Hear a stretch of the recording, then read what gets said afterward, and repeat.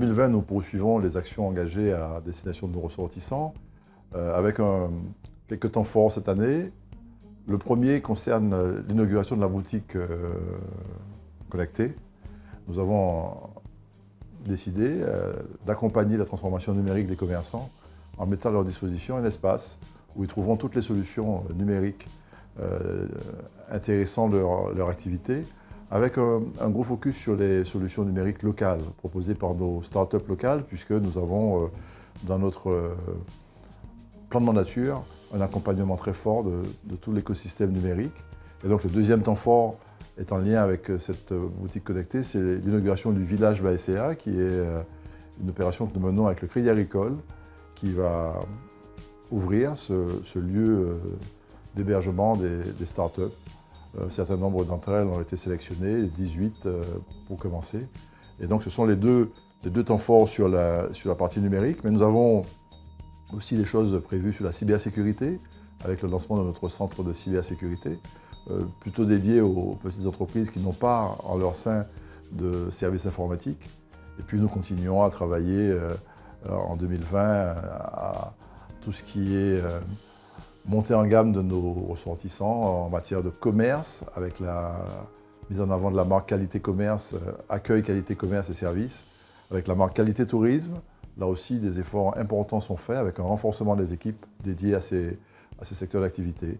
Puis nous avons un travail que nous poursuivons sur la transition écologique et l'accompagnement de nos entreprises à cette évolution, et notamment en termes d'économie d'énergie, mais aussi en termes de traitement des déchets. Donc autant d'activités prévues en 2020, avec en point d'orgue le lancement en 2020 enfin de notre observatoire économique, qui donnera aux acteurs locaux, mais aussi à ceux qui veulent investir chez nous, des informations fiables, précises et en temps réel sur l'activité économique. Alors nous avons en 2020, comme tous les 2 ans, le salon Made in Expo, que nous présentons comme la vitrine de l'excellence de la production locale martiniquaise, que nous organiserons au cours du 2e semestre. Ce sera là aussi l'occasion pour nos industriels de montrer leur savoir-faire et leur expertise. Et nous profitons du label Territoire d'industrie que 2 EPCI de Martinique ont, le Cap Nord et la CACEM, pour mettre en avant notre potentiel industriel. Nous aurons à cette occasion quelques innovations en matière de visite 3D d'usine, en matière d'exposition. Et nous voulons vraiment inviter, outre les industriels locaux, quelques voisins de la Caraïbe à montrer ce qu'ils savent faire.